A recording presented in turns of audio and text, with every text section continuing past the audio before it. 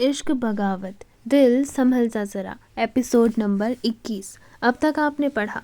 गुनगुन को होश आ चुका था, जिसे सुनकर हर किसी के चेहरे तो खिल गए थे, लेकिन एक ऐश्वर्या थी जिसका चेहरा बुझ चुका था। उसे बिल्कुल अच्छा नहीं लगा था। गुनगुन के होश में आने की खबर सुनकर वह जल भुन चुकी थी। वहीं अंदर रूम में गुनगुन और शिवांग के बीच एक प्यार भरा मोमेंट हुआ था।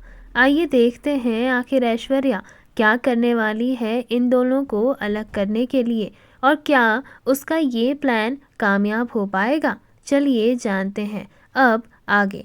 गुनगुन और शिवांग आपस में बात कर रहे थे, तभी शिवांग ने गुनगुन की ओर देखते हुए प्यार से उसके माथे पर चूमा और फिर बोला। शिवांग बोला, अब तुम आराम करो। बाहर सब इस बात से बहुत खुश हैं कि तुम्हें होश आ गया है और तुम ठीक हो। मैं डॉक्टर को भेजता हूँ, वो तुम्हें एक बार चेक कर लेंगे। तभी गुनगुन बोली, अभी थोड़ी देर पहले तो चेक किया था। तभी शिवांग बोला, थोड़ी देर पहले तुम्हें दवाई दी थी जब तुम्हें होश आया, और अब तुम अच्छे से होश में आ चुकी हो। हम आराम करो, और भाभी और छोटू बेबी की चिंता मत करना, वो दोनों बिल्कुल ठीक हैं। तुम बस अपना ध्यान रखो। मेरे लिए तुम बहुत इम्पोर्टेंट हो गुनगुन।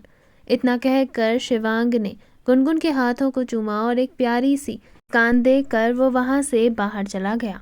गुनगुन शिवांग को जाता हुआ देख रही थी। उसके चेहरे पर एक सुकून था और थोड़ी सी खुशी भी। खैर, थोड़ी ही देर में डॉक्टर दोबारा आए। उन्हें गुनगुन को अच्छे से चेक किया और गुनगुन को प्रॉपर रेस्ट करने के लिए कहा और सोने के लिए कह दिया। हालांकि गुनगुन के सर में अभी भी हल्का हल्का दर्द हो रहा था, लेकिन इंजेक्शन और दवाइयों की वजह से वो दर्द उसे ज़्यादा महसूस नहीं हो रहा था। थोड़ी देर में गुनगुन आराम से नींद के आगोश में सो गई। शिवांग ने बाहर आकर घर वालों को जब गुनगुन की हेल्थ अपडेट दी तो घर वाले खुश थे कि चलो गुनगुन को अच्छे से होश आ गया। और गुनगुन ने थोड़ी बहुत बातचीत भी की, लेकिन ऐश्वर्या इस बात से खुश नहीं थी, क्योंकि वो तो कुछ और ही प्लान बनाकर आई हुई थी। अथर्व ने घर वालों को घर जाने के लिए कह दिया। अथर्व सुबह से अस्पताल में ही रुके थे। हालांकि घर वाले अस्पताल में रुकना चाहते थे, लेकिन अथर्व और शिवांग दोनों ने ही उन्हें जाने के लिए कह दिया। अथर्व भी अस्पताल में ही रुका ताकि वो कुछ भी जरूरत पड़ने पर उनकी मदद कर सके।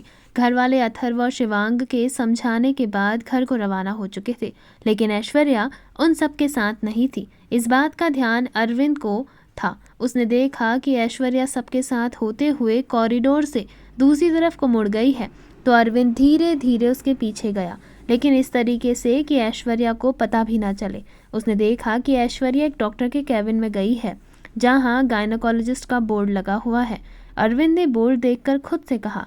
अरविंद बोला, गायनोकोलॉजिस्ट के कैबिन में ये क्या कर रही है? सुनो तो सही ज़रा। अरविंद कैबिन के बिल्कुल पास खड़ा था। उसे अंदर की आवाज़ साफ सुनाई दे रही थी, जिससे ऐश्वर्या डॉक्टर से जो कह रही थी। तभी ऐश्वर्या डॉक्टर की तरफ देखकर बोली, गुनगुन को होश आ चुका है। तुम अपना काम कब करोगी? भूलो मत, मैं तुम्हें 10 लाख रुपए ऐसे ही नहीं दे रही हूँ।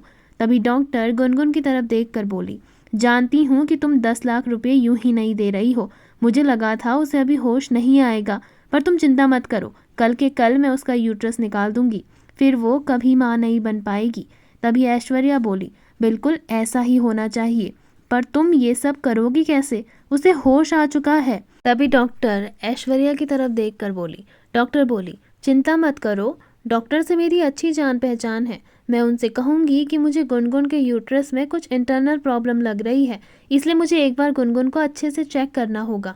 और वैसे भी मैं एक रेपुटेटेड डॉक्टर हूँ, इसलिए मेरी बात वो लोग आसानी से मान जाएंगे और फिर मैं तुम्हारा काम कर दूंगी। पर ध्यान रहे, डील इज़ डील। 5 लाख रुपए मेरे अकाउंट में तुरंत आ जाने चाहिए काम होने के बाद। तभी ऐश्वर्या बोली, ठीक है, मैं तुम्हें कल सुबह मिलती हूँ। कल सुबह मैं किसी बहाने से अथर्व, शिवांग और रुद्र को अस्पताल से घर भेज दूंगी फ्रेश होने के लिए, और यहाँ रहूंगी। उस समय तुम अपना काम कर सकती हो। इतना सुनते ही डॉक्टर ने हामी में उत्तर दिया। ऐश्वर्या वहाँ से जाने को थी, इसलिए अरविंद चुपके से दरवाजे से दूर हो गया। ऐश्वर्या दरवाज़ा खोलकर कैबिन से बाहर आई और तुरंत अस्पताल के बाहर जाने को हुई। अरविंद ने जब देखा कि ऐश्वर्या जा चुकी है, तो अरविंद गुस्से से उस डॉक्टर के कैबिन में दाखिल होते हुए अपने कैबिन में एक आदमी को आता देखकर वो डॉक्टर गुस्से से बोली। डॉक्टर बोली, कौन है आप और ऐसे कैसे कैबिन में घुस रहे हैं? सिक्योरिटी सिक्योरिटी कहाँ हो? अरविंद ने यह सुन गुस्से से दरवाज़ा खोला तो अंदर बैठी डॉक्टर अरविंद को दरवाजे पर देखकर हैरान थी और थोड़ा डर गई थी। उसे ये लग रहा था कि कहीं अरविंद ने सब कुछ सुन तो नहीं लिया। वो कुछ और बोलती उससे पहले ही अरविंद गुस्से से उस डॉक्टर की ओर देखकर बोला। अरविंद गुस्से से बोला। अरविंद बोला, बिल्कुल चुप, एक और शब्द कहा ना तो सबको चिल्ला चिल्ला कर तेरी सारी करतूत बताऊंगा कि तू कहीं मुंह दिखाने लायक नहीं बचेगी। तेरा मेडिकल सर्टिफिकेट तो तेल लेने जाएगा ही जाएगा, साथ में तू जेल की चक्की पीसेगी अलग। ये लड़की अभी क्या कह कर गई है तुझसे? तभी डॉक्टर बोली, ये मेरे और पेशेंट के बीच की बात है। तभी अरविंद डॉक्टर की तरफ देख कर बोला, अच्छा तेरी पेशेंट, ज़रा बताना तो कौन सा महीना चल रहा है इसका? तभी डॉक्टर थोड़ा हड़बड़ाते हुए और हकलाने लगी और बोली, डॉक्टर बोली, देखिए मिस्टर, ये मेरा पर्सनल मैटर है, आप होते कौन हैं ये सब कुछ बोलने वाले? तभी अरविंद डॉक्टर की तरफ देखकर बोला, मैं होता हूँ जिस लड़की का यूट्रस निकलवाने की बात हो रही है, मैं उसका रिश्तेदार हूँ। और अब ये वीडियो सीधे जाएगी पुलिस के पास, और सिर्फ पुलिस के पास ही नहीं, राठौर परिवार के पास भी। तुम तो जानती हो ना, राठौर परिवार कोई मामूली परिवार नहीं है। अब तुम देखो कि मैं क्या करता हूँ। तभी वो डॉक्टर अरविंद के पैरों पर गिरते हुए डर के मारे बोली। डॉक्टर बोली, प्लीज़ नहीं, ऐसा मत करना प्लीज़, मैं तुम्हारे आगे हाथ जोड़ती हूँ, मेरे छोटे छोटे बच्चे हैं। यह सुन तभी अरविंद ने एक जोरदार तमाचा उस डॉक्टर के गाल पर लगाते हुए गुस्से से उसकी तरफ देखकर कहा। अरविंद बोला, तेरे छोटे छोटे बच्चे हैं तो क्या तुझे हक मिल गया किसी को भी माँ बनने के अधिकार से वंचित रखने का? नीच औरत, तू डॉक्टर नहीं, तू डायन है, डायन। डॉक्टर तो भगवान होता है और तू, छी। इतना कहकर अरविंद ने गुस्से से उस डॉक्टर की तरफ को देखा तो वहीं डॉक्टर तो बुरी तरीके से घबरा चुकी थी और डरते डरते अरविंद की तरफ देखकर बोली। डॉक्टर बोली, प्लीज़ मुझे माफ़ कर दो, आप जो कहेंगे मैं वो करूँगी, प्लीज़ ये वीडियो किसी को मत दीजिएगा, मेरा पूरा करियर ख़त्म हो जाएगा। मैं सिंगल मदर हूँ, सोचो मेरे बच्चों पर इसका क्या असर पड़ेगा, उन्हें कौन पढ़ाएगा? तभी अरविंद बोला, ठीक है, पर मेरी एक शर्त है।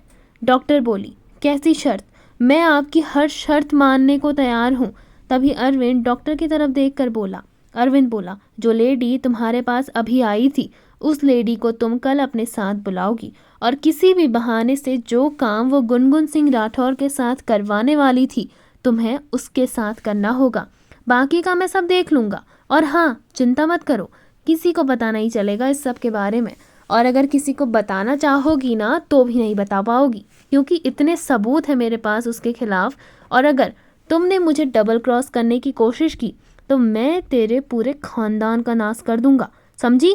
वो औरत अपने आप को बचाने की कोशिश कर रही थी। वह डॉक्टर अरविंद के आगे हाथ जोड़ते हुए बोली। डॉक्टर बोली, मुझे माफ़ कर दीजिए, आप जैसा कहेंगे मैं वैसा करूंगी, प्लीज़, मुझे मेरी गलती का एहसास है, प्लीज़ मुझे माफ़ कर दीजिए मिस्टर। तभी अरविंद डॉक्टर की तरफ देखकर बोला। अरविंद बोला, एहसास है इसलिए मौका दे रहा हूँ, नहीं तो मैं किसी को दूसरा मौका बिल्कुल नहीं देता, और जो बात मैंने कही है वो बात याद रखना, ठीक है ना? तभी डॉक्टर बोली, ठीक है, आपका काम हो जाएगा सर। तभी अरविंद डॉक्टर की तरफ देखकर फिर बोला। अरविंद बोला, और हाँ, जो पैसे उस लेडी ने दिए हैं ना, वो पैसे अपने पास ही रख लेना, और बाकी के 5 लाख भी उससे कैसे भी करके निकलवा ही लेना। तभी वो डॉक्टर अरविंद की तरफ देखकर बोली, पर आपको मेरी मदद करनी होगी सर। तभी अरविंद डॉक्टर की तरफ देखकर बोला। अरविंद बोला, मदद? कैसी मदद? तभी डॉक्टर बोली, हम उन्हें इतनी आसानी से बेवकूफ़ नहीं बना सकते हैं, उन्हें बेवकूफ़ बनाने के लिए हमारे पास एक सॉलिड प्रूफ होना चाहिए। तभी अरविंद डॉक्टर की तरफ देखकर बोला। अरविंद बोला, उसकी चिंता तू मत कर, प्रूफ तो मैं ऐसा लेकर आऊँगा कि वो देखती रह जाएगी। तभी डॉक्टर अरविंद की तरफ देखकर बोली, आप ऐसा क्या करने वाले हैं सर? अरविंद ने इसके बाद डॉक्टर को ऐसी बात बताई और एक ऐसा प्लान बताया जिसे सुनकर डॉक्टर हैरान थी।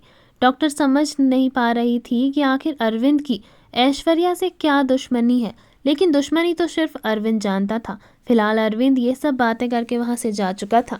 वहीं डॉक्टर इस बात से तसल्ली में आ चुकी थी कि अरविंद ने उसकी सच्चाई किसी को नहीं बताई, पर वो इतना भी समझ गई थी कि ऐश्वर्या के साथ काम करना उसकी सबसे बड़ी गलती हो सकती है। इसलिए उसने ऐश्वर्या के साथ काम ना करके अरविंद के प्लान में शामिल होने का सोच लिया था। अरविंद घर आया तो उसने देखा कि ऐश्वर्या बिस्तर पर सो चुकी है, वहीं रूही भी सो चुकी है। अरविंद जानता था कि ऐश्वर्या इतनी जल्दी जल्दी में क्यों सो चुकी है, क्योंकि वो कल हॉस्पिटल जाने वाली थी और अगर वो सुबह हॉस्पिटल नहीं जाती तो शायद उसका प्लान कामयाब नहीं हो पाता। इसलिए अरविंद ने भी यही सोचा कि अच्छा ही है, ऐश्वर्या का सोना इस समय ज़रूरी था, क्योंकि अगर ऐश्वर्या कल हॉस्पिटल नहीं जाएगी तो उसका भी प्लान कामयाब नहीं हो पाएगा। यही सब सोचते सोचते रात बीत चुकी थी। सुबह हुई तो घर वाले यही सोच रहे थे कि हॉस्पिटल जाया जाए। अरविंद ने सबको समझाया और ये कहा कि वो हॉस्पिटल चला जाएगा। ये सब सुनकर तो ऐश्वर्या भी उसके साथ जाने को हुई। हालांकि अरविंद जानता था कि ऐश्वर्या हॉस्पिटल क्यों जा रही है, इसलिए उसने ज़्यादा कुछ भी बहस ऐश्वर्या से नहीं की। वहीं ऐश्वर्या ने घर वालों को समझाया कि वहाँ एक यंग लेडी का होना ज़रूरी है, इसलिए घर वाले भी ऐश्वर्या की इस बात में आ गए। अरविंद और ऐश्वर्या दोनों ही अस्पताल के लिए निकल चुके थे। हॉस्पिटल पहुंचते ही अब ऐश्वर्या किसी भी तरीके से रुद्र, शिवांग और अथर्व को घर भिजवाना चाहती थी और अरविंद भी ये बात को समझ रहा था। तभी अरविंद ने सामने से रुद्र, शिवांग और अथर्व उन तीनों से कहा। अरविंद बोला, अथर्व, मैं सोच रहा हूँ तुम तीनों हॉस्पिटल से सीधे घर चले जाओ, थोड़ा फ्रेश हो जाओ और उसके बाद हॉस्पिटल आ जाओ। देखो, तुम दोनों ने बिल्कुल भी आराम नहीं किया है और मैं जानता हूँ कि ये सिचुएशन टफ है, लेकिन अगर तुम दोनों एक दूसरे को संभालोगे नहीं तो गुनगुन और रुद्रांशी को कैसे संभालोगे? और वैसे भी रुद्रांशी की तबीयत अभी ठीक है, पैर में मोच है लेकिन उसकी हालत में सुधार है। और रही बात गुनगुन की, तो मैं हूँ और डॉक्टर यहाँ हैं, तुम घर जाओ, फ्रेश होकर फिर आ जाना। तभी अथर्व बोला, नहीं अरविंद, मैं रुद्रांशी को छोड़कर कहीं नहीं जाने वाला हूँ। तो वहीं शिवांग ने भी जब यही कहा तो अरविंद ने उन तीनों को काफ़ी समझाया। वहीं रुद्र अरविंद की बात समझ चुका था, इसलिए उसने भी अथर्व और शिवांग को समझाते हुए कहा। रुद्र बोला, भाई, मुझे लगता है अरविंद ठीक कह रहे हैं, हम जल्दी वापस आ जाएंगे और वैसे भी बॉडीगार्ड यहीं हैं और डॉक्टर और अरविंद और ऐश्वर्या भी तो यहीं हैं, वो सब संभाल लेंगे और अगर कुछ इमरजेंसी हुई तो वो हमें फ़ोन कर लेंगे। तभी अरविंद बोला, हाँ हाँ, तुम तीनों आराम से घर जाओ, मैं हूँ यहाँ, मुझ पर तो भरोसा है ना। ये सुनकर अथर्व और शिवांग ने कुछ सोचा और फिर हामी भरते हुए वहाँ से जाने का फैसला किया। और ये सुनते ही ऐश्वर्या के दिल के अरमान तो पूरे हो गए। अब बस ऐश्वर्या उन तीनों को वहाँ से जाते हुए देखना चाह रही थी और फिर वो अरविंद को भी किसी न किसी बहाने से वहाँ से हमेशा के लिए चलता कर देती और फिर अपना वो काम करती जिसके लिए वो यहाँ आई थी। अरविंद उन तीनों को छोड़ने के लिए अस्पताल के बाहर आया। वो तीनों घर के लिए निकल गए थे और ऐश्वर्या अरविंद के वहाँ से जाते ही उस गायनाकोलॉजिस्ट डॉक्टर के कैबिन में पहुंची जिससे कल उसने बात की थी। अपने सामने ऐश्वर्या को देखकर उस डॉक्टर को अरविंद का चेहरा याद आ गया, लेकिन फिर उसे अरविंद की धमकी याद आई तो उसने ऐश्वर्या के सामने खुद को नॉर्मल दिखाने की कोशिश की। तो वहीं ऐश्वर्या उस डॉक्टर की तरफ देखकर बोली। ऐश्वर्या बोली, तुम्हें अपना काम याद है ना, या मुझे बताना पड़ेगा? भी डॉक्टर ऐश्वर्या की तरफ देखकर बोली। डॉक्टर बोली, नहीं नहीं, मुझे अच्छे से मेरा काम पता है, लेकिन मुझे तुम्हारी एक हेल्प चाहिए। तभी ऐश्वर्या बोली, कैसी हेल्प? तो वहीं डॉक्टर बोली, तुम्हें ये इंजेक्शन और ये दवाइयाँ लेकर आनी होंगी। मैं यहाँ किसी से ये दवाइयाँ और इंजेक्शन मंगा नहीं सकती हूँ क्योंकि ये रिस्की है। ये इंजेक्शन लगाते ही गुनगुन की बच्चेदानी कुछ हद तक डैमेज हो जाएगी और वैसे भी उसकी हालत बिगड़ने के बाद मैं डॉक्टर से ये कहूँगी कुछ इंटरनल इंजरीज़ हो रही हैं जिस कारण हमें ऑपरेशन करना पड़ेगा। इससे किसी को कुछ भी पता नहीं चलेगा और हमारा काम भी आसानी से हो जाएगा। लेकिन मैं ये इंजेक्शन और ये दवाई किसी से मंगा नहीं सकती, इसे तुम्हें ही लेकर आना होगा। ये दवाई अस्पताल के अंदर वाले मेडिकल स्टोर पर मिल जाएगी। मैंने वहाँ बात कर ली है, तुम्हें जाना है और ये दवाई चुपचाप लेकर आनी है। ऐश्वर्या ने उस डॉक्टर के हाथों से ये पर्ची ली और सीधे मेडिकल हॉल की तरफ चुपचाप चली गई। ये देखते ही उस डॉक्टर के चेहरे पर रिलैक्स होने के भाव आए। थोड़ी ही देर में वहाँ अरविंद भी आ गया। अरविंद ने उस डॉक्टर को घूर कर देखा तो अरविंद की ओर देख कर वह डॉक्टर बोली, सर, आपने जैसा कहा है वैसा करने को मैं तैयार हो चुकी हूँ, बस आपको थोड़ा इंतज़ार करना होगा। यह सुन अरविंद ने चुपचाप हाँ में सर हिलाया और वहाँ से वह बिना कुछ बोले चुपचाप चला गया। थोड़ी ही देर में ऐश्वर्या दवाई लेकर वहाँ आ चुकी थी। ऐश्वर्या ये बात पुख्ता करना चाहती थी कि कहीं अरविंद गुनगुन के रूम में तो नहीं है, इसलिए वह गुनगुन के रूम में गई तो उसने देखा कि अरविंद वहीं बैठा हुआ है। ऐश्वर्या ने अरविंद को देखा और बोली। ऐश्वर्या बोली, तुम यहाँ हो, तुम्हें रुद्रांशी के डॉक्टर बुला रहे हैं। तभी अरविंद ऐश्वर्या की यह बात सुनकर बोला। अरविंद बोला, पर क्यों? तभी ऐश्वर्या बोली, मुझे नहीं पता, वो तुमसे मिलना चाहते हैं, इसलिए मैंने तुम्हें बता दिया है। अरविंद ऐश्वर्या की ये बात सुनकर हाँ में सर हिलाते हुए बोला, पर मैं ऐसे कैसे जा सकता हूँ? मैं यहाँ गुनगुन के साथ बैठा हूँ, एक काम करो, तुम डॉक्टर से मिलाओ। तभी ऐश्वर्या अरविंद की तरफ देखकर बोली। ऐश्वर्या बोली, उन्होंने कहा है कि वो तुमसे बात करना चाहते हैं, और रही बात गुनगुन की तो मैं यहाँ बैठी हुई हूँ अरविंद। तभी अरविंद बोला, ठीक है, मैं डॉक्टर से मिलकर आता हूँ, तुम यहाँ गुनगुन का ध्यान रखना। इतना कहकर अरविंद वहाँ से चला गया। वहीं अरविंद के जाते ही ऐश्वर्या के चेहरे पर मुस्कान बड़ी हो गई। ऐश्वर्या खुद से बोली, अब आएगा खेल में असली मज़ा, बस डॉक्टर आने वाली है, उसके बाद गुनगुन तुम्हें पता चलेगा कि तुमने मुझसे पंगा लेकर कितनी बड़ी गलती कर दी है। तो वहीं दूसरी तरफ इतना कहकर वो डॉक्टर के कैबिन में जा रही थी कि तभी पीछे से लॉबी में किसी ने उसे दबोच लिया। वो कुछ समझ पाती उससे पहले ही उसे एक इंजेक्शन गर्दन की तरफ दे दिया गया। इंजेक्शन लगते ही उसकी आंखों में अचानक से अंधेरा छाने लगा और वो वहीं पर बेहोश हो गई। उसके बेहोश होते ही जो लोग उसे बेहोश करने के लिए वहां पर आए थे वह उसे एक कमरे में लेकर गए और वहां पहुंचते ही उन लोगों ने उसे चुपचाप बेड पर लेटा दिया। अरविंद, जो कि जानता था कि ऐसा ही कुछ होने वाला है, वह रुद्रांशी के कमरे की बाहर की तरफ नजर रखे हुआ था। जैसे ही ऐश्वर्या बेहोश हुई तो अरविंद भी उसी रूम की तरफ चला गया। उसने बॉडीगार्ड को पहले ही इंस्ट्रक्शंस दिए हुए थे कि किसी भी जान पहचान या अनजान शख्स को कमरे में नहीं जाने देना है। कमरे में गुनगुन और रुद्रांशी से मिलने कोई आया तो परिवार का कोई इंसान आएगा या फिर अरविंद, बाकी किसी को भी उन दोनों से मिलने की कोई इजाज़त नहीं दी जानी चाहिए। ये बातें कहकर वो वहाँ से चला गया।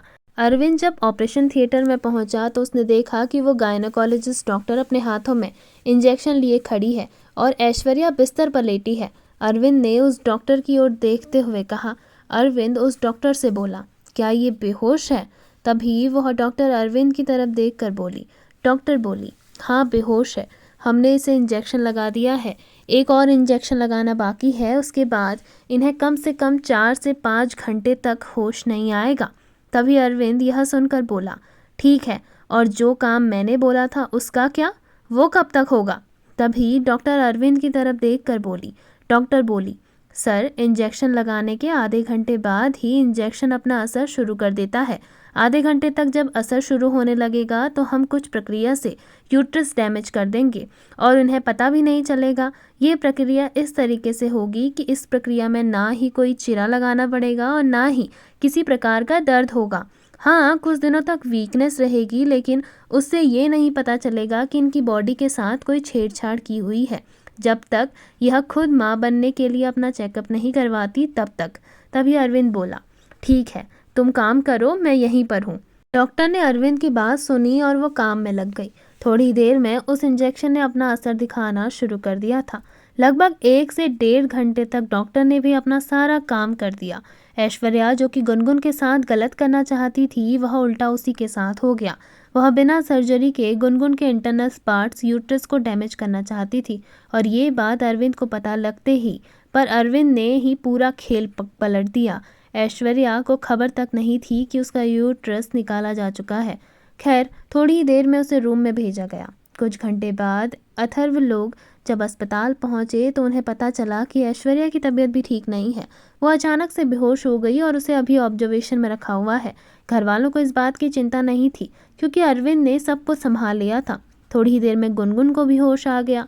डॉक्टर ने कहा कि गुनगुन धीरे धीरे रिकवर कर रही है, पर अभी भी घर वाले इस बात से डर रहे थे कि गुनगुन को ये बात कैसे बताई जाए कि उसका मिसकैरेज हो गया है। ये सब कुछ फिर सब ने यही सोचा कि घर जाकर आराम से गुनगुन को ये बात बता दी जाएगी। शिवांग ने सबको हौसला दिया और विश्वास दिलाया कि वह गुनगुन को संभाल लेगा और ये बात वो खुद उसे बताएगा। ऐश्वर्या अपने रूम में बेहोशी की हालत में लेटी हुई थी। अरविंद ने घर वालों को संभाल लिया था और समझा भी दिया था कि ऐश्वर्या के साथ क्या हुआ है। घर वालों ने अरविंद की बात का यकीन कर लिया। लगभग 4 से 5 घंटे बाद ऐश्वर्या को होश आया तो उसने खुद को बिस्तर पर पाया। ऐश्वर्या सर पर हाथ रखती हुई बेड पर बैठ गई तो थोड़ी ही देर में डॉक्टर उसको देखने के लिए आ गए। ऐश्वर्या डॉक्टर की तरफ देखकर बोली। ऐश्वर्या बोली, डॉक्टर, मुझे क्या हुआ था, मुझे कुछ भी याद नहीं है। तभी वहाँ पर अरविंद आ गया। अरविंद बोला, तुम अचानक से कॉरिडोर में बेहोश हो गई थी। जब तुम्हें चेक करवाया तो डॉक्टर ने कहा कि तुम्हें कमज़ोरी हुई है, ग्लूकोज चढ़ा दिया गया है, थोड़ी देर आराम करो। इतना कहकर अरविंद वहाँ से जाने को हुआ तो ऐश्वर्या अरविंद का हाथ पकड़ते हुए बोली। ऐश्वर्या बोली, अरविंद तुम कहाँ जा रहे हो? तभी अरविंद बोला, बाहर, सबको मेरी ज़रूरत है इसलिए बाहर जा रहा हूँ ऐश्वर्या। तभी ऐश्वर्या बोली, मुझे भी तुम्हारी ज़रूरत है अरविंद, यहाँ बैठ जाओ ना। तभी अरविंद ऐश्वर्या की तरफ देखकर बोला। अरविंद बोला, तुम अकेली ही काफ़ी हो खुद के लिए, जैसे पहले थी, और वैसे भी मैं बहुत बिजी हूँ। इतना कहकर अरविंद वहाँ से बिना ऐश्वर्या की बात सुने चुपचाप चला गया। वहीं ऐश्वर्या खुद के सर पर हाथ रखकर याद करने की कोशिश कर रही थी। खुद के सर पर हाथ रखकर वह याद करने की कोशिश कर रही थी कि क्या सच में वो बेहोश हुई थी, लेकिन उसे चाह कर भी कुछ भी याद नहीं आ रहा था।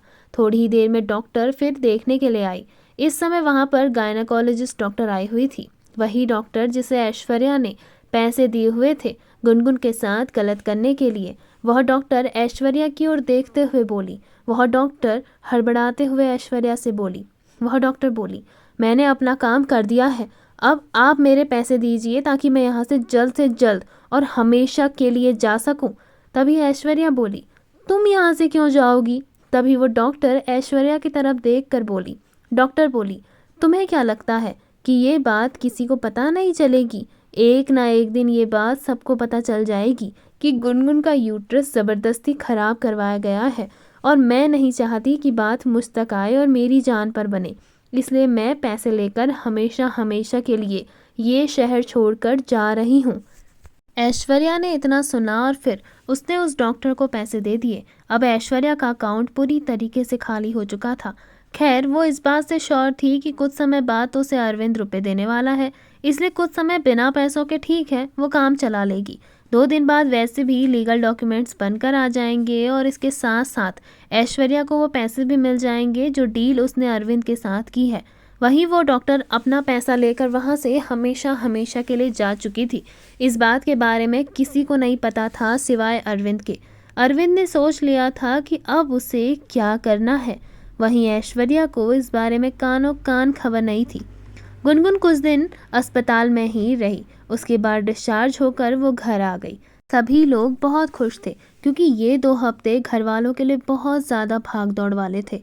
गुनगुन हॉस्पिटल में थी और इस वजह से सभी लोग गुनगुन के लिए परेशान थे। पर अब गुनगुन घर आ चुकी थी। घर आते ही धीरे धीरे उसकी रिकवरी भी होने लगी। एक दिन जब वो पूरी तरीके से ठीक हो चुकी थी तो शिवांग ने मौका देखते ही गुनगुन को सारी सच्चाई बता दी। गुनगुन ये सुनकर टूट चुकी थी। उसे अंदाज़ा भी नहीं था कि उसके साथ इतना बुरा हुआ है।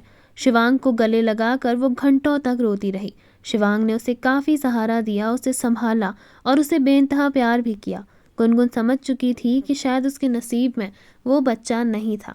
वहीं शिवांग ने उसे भरोसा दिलवाया कि वो जल्द ही अपने इस सपने को सच करेंगे। एक बार गुनगुन ठीक हो जाए फिर वो आराम से इन सब के बारे में सोचेंगे। गुनगुन इस बात से खुश थी कि उसकी ज़िंदगी में सब कुछ ठीक हो रहा है, लेकिन अभी भी घर में ऐश्वर्या जमी हुई थी। गुनगुन चाहती थी कि अब ऐश्वर्या यहाँ से चली जाए। पहले तो गुनगुन की तबीयत ठीक नहीं थी, इस कारण अरविंद और उसका पूरा परिवार वहाँ रुका था। पर अब गुनगुन ठीक हो चुकी है, इसलिए गुनगुन ने शिवांग से बात की कि ऐश्वर्या का चले जाना ही यहाँ से ठीक होगा। वह लोग अरविंद और ऐश्वर्या से इस बारे में बात करने वाले थे। रात हुई और सभी लोग खाने की टेबल पर बैठकर सब लोगों ने खाना खाया और उसके बाद हॉल में बैठकर आपस में बात करने लगे। तभी अरविंद ने सभी की ओर देखते हुए कुछ कहा।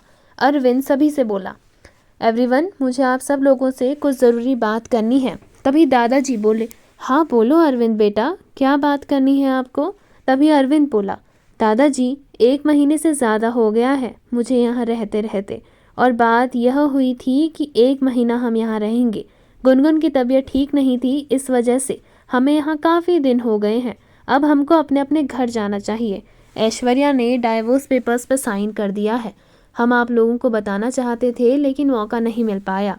रूही की कस्टडी मुझे मिल चुकी है। जैसे ही घर वालों ने ये सुना तो सब लोग ऐश्वर्या को देखने लग गए, क्योंकि ऐश्वर्या जो रूही की कस्टडी देने से और तलाक देने से मना कर रही थी, उसने इतनी आसानी से अरविंद को तलाक दे दिया। घर वाले इस बात पर कुछ भी रिएक्ट नहीं कर रहे थे, लेकिन उन्हें लग रहा था कि आखिर इतनी जल्दी और इतनी आसानी से ये सब हो कैसे गया। अरविंद ने घर वालों को बता दिया था कि उसने और ऐश्वर्या ने तलाक ले लिया है और वह दोनों अब घर से जाने वाले हैं। उन दोनों की बातें सुनकर दादी जी, जो कि काफ़ी देर से चुप थी, वह अरविंद की ओर देखकर एक बार फिर बोली। दादी जी बोली, ऐश्वर्या और अरविंद बेटा, अगर तुम दोनों ने फैसला कर ही लिया है अलग होने का और यहाँ से जाने का तो ठीक है, पर मैं एक बात जानना चाहती हूँ, अब तुमने क्या सोचा है? ऐश्वर्या, तुम अब कहाँ रहोगी? तभी ऐश्वर्या बोली, अभी तो मैंने ऐसा कुछ सोचा नहीं है आंटी जी कि मैं कहाँ रहूँगी, लेकिन हाँ, जल्द ही मैं अपने रहने का ठिकाना ढूंढ लूँगी। तभी अरविंद बोला, वैसे ऐश्वर्या, मैंने तुम्हारे लिए एक अच्छा ठिकाना ढूंढ दिया है। ऐश्वर्या, तुम चाहो तो वहाँ रह सकती हो। जैसे ही ऐश्वर्या ने अरविंद के मुंह से यह सुना तो वह तो थोड़ा खुश थी। उसे लगा शायद अरविंद उसे अपने साथ या अपने किसी दूसरे घर में रहने के लिए कह रहा है। तभी ऐश्वर्या अरविंद की तरफ देखते हुए बोली। ऐश्वर्या बोली, हाँ बताओ, कहाँ रहना है मैंने? वैसे भी मेरे पास अभी रहने के लिए कोई जगह नहीं है अरविंद। तभी अरविंद बोला, तुम्हें जहाँ रहना है वहाँ अकेले नहीं रह सकती तुम्हें वहाँ किसी के साथ रहना पड़ेगा। तभी ऐश्वर्या बोली, किसी के साथ रहना पड़ेगा मतलब? मैं कुछ समझी नहीं अरविंद। तभी अरविंद बोला, मतलब मैं बहुत अच्छे से तुम्हें समझाता हूँ। इतना कहकर अरविंद ने दरवाजे की ओर देखा और जोर से कहा। अरविंद फिर बोला, अंदर आ जाइए। जैसे ही सब लोगों ने दरवाजे की ओर को देखा तो सब लोग हैरानी से दरवाजे को देख रहे थे। दरवाजे पर पुलिस आई हुई थी। फीमेल कांस्टेबल के साथ पुलिस पूरी तैयारी के साथ आई हुई थी। और जैसे ही घर वालों ने पुलिस को घर पर देखा तो सब हैरानी से खड़े हो गए। अरविंद सबकी ओर देखते हुए बोला। अरविंद बोला, ऐश्वर्या, तुम्हें उनके साथ जाना होगा जेल में, और जेल में कैदियों के बीच रहना होगा, अकेले नहीं। जैसे ही ऐश्वर्या ने यह सुना तो वो गुस्से से अरविंद की तरफ देखकर बोली। ऐश्वर्या बोली, ये क्या मजाक है अरविंद? मुझे ऐसे बेहुदा मजाक बिल्कुल पसंद नहीं है। तभी अरविंद ऐश्वर्या की तरफ देखकर बोला। अरविंद बोला, ये मजाक नहीं, असलियत है। तुम जाओगी जेल क्योंकि तुम्हारे काम की यही सजा है। तभी अथर्व बोला, ये तुम क्या बोल रहे हो अरविंद? बताओगे कुछ हम लोगों को? तभी अरविंद बोला, हाँ हाँ, बहुत अच्छे से बताऊंगा, पर इंस्पेक्टर साहब, पहले आप इसे अरेस्ट तो कर लीजिए। इंस्पेक्टर आगे बढ़े और ऐश्वर्या की ओर देखते हुए बोले। इंस्पेक्टर साहब बोले, मिस ऐश्वर्या, मिसेस गुनगुन सिंह राठौर और मिसेस रुद्रांशी सिंह राठौर के ऊपर अटेम्प्ट टू मर्डर के जुर्म में आपको गिरफ्तार किया जाता है। और सिर्फ अटेम्प्ट टू मर्डर ही नहीं, बल्कि मिसेस गुनगुन सिंह राठौर के अनबॉर्न चाइल्ड के मर्डर प्लानिंग और मर्डर में आपके खिलाफ हमारे पास वारंट और पुख्ता सबूत हैं। जैसे ही घर वालों ने यह सुना तो सबके पैरों तले ज़मीन निकल गई। शिवांग बोला, ये आप क्या बोल रहे हैं इंस्पेक्टर साहब? तभी इंस्पेक्टर बोला, जी हाँ, आपकी वाइफ और आपके अजन्मे बच्चे की मौत के पीछे की प्लानिंग इस ऐश्वर्या ने ही की थी और हमारे पास इसका सबूत है। मिस्टर अरविंद ने हमें इस घर की सीसीटीवी फुटेज और उस दिन की फुटेज भी दी है जिस दिन ये हादसा हुआ था। आप लोगों को ये हादसा लगा होगा, लेकिन ये हादसा नहीं, सोची समझी साजिश थी। और सिर्फ इतना ही नहीं, बल्कि मिस ऐश्वर्या ने तो आपकी वाइफ के मर्जी के बिना उनके यूट्रस को निकलवाने का कॉन्ट्रैक्ट भी एक डॉक्टर को दे दिया था, और वो डॉक्टर कोई मामूली डॉक्टर नहीं बल्कि काफ़ी रेपुटेटेड डॉक्टर है। जैसे ही घर वालों ने ये सुना तो ये सब सुनकर तो वो लोग हैरान हो गए। तभी गुनगुन धीरे धीरे कदमों से ऐश्वर्या के करीब आई और उसने एक जोरदार थप्पड़ ऐश्वर्या के गाल पर लगा दिया और गुनगुन जोर से बोली। गुनगुन बोली, नीच औरत, मुझे लगा नहीं था कि तू इतना नीचे गिर जाएगी, कि तूने मेरे बच्चे को मार डाला। अरे मुझे तो पता भी नहीं था कि मेरी कोख में बच्चा है, तो इसका मतलब तू रुद्रांशी के बच्चे को मारना चाहती थी। अब ऐश्वर्या समझ चुकी थी कि इसका भांडा फूट चुका है, इसलिए वो गुस्से में लाल आंखें किए बिखरे बालों के साथ चिल्लाते हुए बोली। ऐश्वर्या बोली, हाँ सही कहा तूने, मैं तुझे नहीं बल्कि रुद्रांशी और इसके बच्चे को मारना चाहती थी ताकि सारा इल्ज़ाम आए तुझ पर, लेकिन ऐसा हो ना सका। तूने गिरते गिरते इसे और इसके बच्चे को बचा लिया, पर जब मैंने तुझे गिरा हुआ देखा, खून में लथपथ देखा, तो मुझे लगा कि तेरे बचने के कोई चांसेस ही नहीं हैं, पर जब तुझे हॉस्पिटल लेकर गए तो डॉक्टर ने कहा कि तू बच तो गई है, लेकिन तेरा बच्चा मर गया है। जानती है मुझे कितना सुकून मिला था उस समय। गुनगुन ऐश्वर्या की ओर देख कर बोली, आखिर क्या गलती थी मेरी? क्यों किया तूने ऐसा? मुझसे मेरा बच्चा छीन लिया। इतना कहकर गुनगुन जोर जोर से रोने लगी। ये देखकर तो ऐश्वर्या के चेहरे पर मुस्कान और लंबी हो चुकी थी। वो जोर जोर से पागलों की तरह हंसने लगी। ऐश्वर्या की हरकत से घर वाले हैरान हो चुके थे। वहीं टूट गई थी गुनगुन। जैसे ही गुनगुन ने रोते हुए ऐश्वर्या से यह पूछा कि आखिर उसने ऐसा क्यों किया, इतनी नफरत किस बात की है उसे, तो ऐश्वर्या गुस्से से गुनगुन को यूं रोता हुआ देखकर दांत पीसते हुए बोली। ऐश्वर्या बोली, नफरत करती हूँ मैं तुझसे, बहुत ज़्यादा। जानना चाहती है मैंने ऐसा क्यों किया? तू है इसकी वजह। तू मेरे और शिवांग के बीच में आई। मैं शिवांग से प्यार करती थी, उससे शादी करना चाहती थी। मैंने सब कुछ अच्छे से प्लान किया हुआ था। अरविंद को छोड़कर रूही का इस्तेमाल किया ताकि शिवांग की ज़िंदगी में आ सकूं, और मैं आई। शिवांग मुझे दोस्त समझता था, लेकिन मैं कैसे ना कैसे करके उसकी ज़िंदगी में दोस्त से बढ़कर बन जाती अगर तू बीच में ना आती। और फिर तूने अरविंद को सबके सामने लाकर खड़ा कर दिया और मेरे पूरे प्लान की बैंड बजा कर रख दी। तो मैं तुझे कैसे छोड़ देती? अरविंद ने मुझे छोड़ दिया, तलाक देने की धमकी दी, और सिर्फ तलाक ही नहीं बल्कि उसने मेरी बेटी को भी मुझसे छीनने की धमकी दी, और मेरे पास कोई चॉइस नहीं बची थी।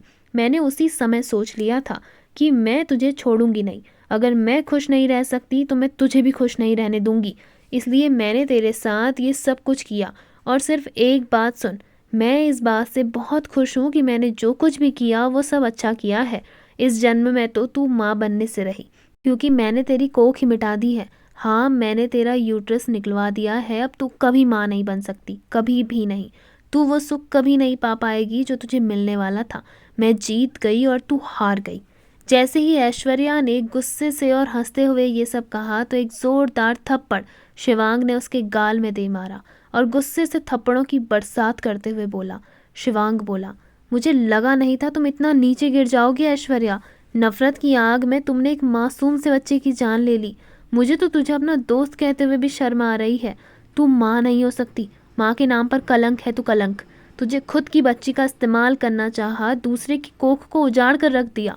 मैं तुझे जान से मार डालूंगा। तू जेल में जाने लायक नहीं बल्कि नर्क में जाने लायक है, और मैं तुझे आज वहीं पहुंचा कर रहूंगा। इतना कहकर शिवांग ने गुस्से से ऐश्वर्या का गला दबाया। ऐश्वर्या, जो कि शिवांग की इस हरकत से डर चुकी थी, वह अपने गले को शिवांग के हाथों से छुड़ाने का प्रयास कर रही थी। वहीं शिवांग ने काफ़ी ज़ोर से ऐश्वर्या का गला पकड़ा हुआ था। सभी लोग उसे रोकने की कोशिश कर रहे थे। तभी अरविंद शिवांग को रोकते हुए बोला। अरविंद बोला, शिवांग रुक जाओ, मेरी बात सुनो, अभी मेरी बात पूरी नहीं हुई है, रुक जाओ अभी। इतना कहकर अरविंद ने शिवांग को दूसरी ओर धक्का दिया तो ऐश्वर्या दूसरी ओर जाकर पड़ी। वो खांसते खांसते लंबी लंबी सांसें ले रही थी कि तभी अरविंद शिवांग से बोला। अरविंद बोला, ये तुम्हारी सबसे बड़ी गलतफहमी है ऐश्वर्या कि तुमने जो प्लान किया था वो कामयाब हो गया, जबकि असलियत में तो तुम्हारा प्लान कभी कामयाब हुआ ही नहीं था, बल्कि प्लान तो मेरा कामयाब हुआ था। जानना चाहती हो वो प्लान क्या है? तो सुनो। इतना कहकर अरविंद ने सभी घर वालों को एक ऐसी बात बताई जिसे सुनकर सबके होश उड़ गए और ऐश्वर्या बेचारी तो ठगी की ठगी रह गई। अरविंद सभी की तरफ देखते हुए बोला। अरविंद बोला, हाँ, मेरी बात सब लोग ध्यान से सुनिए। गुनगुन, मैं जानता हूँ कि तुमने अपना अजन्मा बच्चा खोया, पर मुझे इस बारे में नहीं पता था। अगर हमें पता होता तो शायद हम तुम्हें बचा लेते, तुम्हारे बच्चे को बचा लेते। जब हम अस्पताल से घर आ रहे थे तो मैंने देखा कि ऐश्वर्या हम लोगों के साथ नहीं है। जब मैं इसे ढूंढने के लिए इसके पीछे पीछे गया तो मैंने देखा कि ये गायनाकोलॉजिस्ट के कैबिन में गई हुई है। उस अस्पताल में 2 गायनाकोलॉजिस्ट थे। एक गायनाकोलॉजिस्ट जो रुद्रांशी का चेकअप कर रही थी और रुद्रांशी के केस को हैंडल कर रही थी। उस गायनाकोलॉजिस्ट के बारे में ऐश्वर्या अच्छे से जानती थी कि रुद्रांशी का चेकअप करने वाली गायनाकोलॉजिस्ट कभी भी उसकी बात को मानने के लिए राज़ी नहीं होगी। इसलिए ये दूसरी वाली के पास गई और उसे अपना सारा प्लान बताया। लेकिन वो प्लान मुझे भी पता चल गया था। हाँ ऐश्वर्या, मुझे वो प्लान बहुत पहले ही पता चल गया था। मैंने तुम्हारे हर एक एक स्टेप पर नज़र रखनी शुरू कर दी थी। तभी अथर्व बोला, उसके बाद क्या हुआ? अगर तुम ये सब जानते थे तो तुमने हमें क्यों नहीं बताया? हम इसे उसी समय इसको छोड़ते नहीं। तभी अरविंद बोला, क्योंकि मैं चाहता था कि ये अपने प्लान को एग्जीक्यूट करे और उसके बाद इसे इसके किए की सज़ा मिले। और ठीक वैसा ही हुआ। गुनगुन, तुम बिल्कुल ठीक हो, माँ भी बन सकती हो। उस डॉक्टर ने गुनगुन के साथ कुछ भी नहीं किया है। शिवांग, इसकी गारंटी मैं लेता हूँ। तुम चाहो तो गुनगुन का चेकअप करवा सकते हो। तभी शिवांग बोला, अगर उस डॉक्टर ने कुछ नहीं किया है तो किसके साथ हुआ है वो सब कुछ? आखिर अब क्या जवाब देगा अरविंद शिवांग की बातों का? क्या ऐश्वर्या के सामने आ जाएगा वह सच जो वो नहीं जानती? और सच जानने के बाद उसका क्या रिएक्शन होगा, जानेंगे कहानी के आने वाले भाग में। आपको कहानी का यह भाग कैसा लगा कमेंट सेक्शन में कमेंट करके ज़रूर बताइएगा। वीडियो पसंद आई हो तो वीडियो को लाइक करेगा, शेयर करेगा, कमेंट करिएगा और बेल आइकन दबाकर चैनल को सब्सक्राइब करना ना भूलिएगा, ताकि आप इस कहानी के आने वाले किसी भी भाग को बिना मिस किए आसानी से देख सकें। आप सब लोग ऐश्वर्या के इस भांडा फूटने के लिए कितना एक्साइटेड हैं और ऐश्वर्या को सज़ा दिलवाने के लिए कितना ज़्यादा एक्साइटेड हैं, कमेंट सेक्शन में बताना ना भूलिएगा। तब तक के लिए बहुत बहुत धन्यवाद।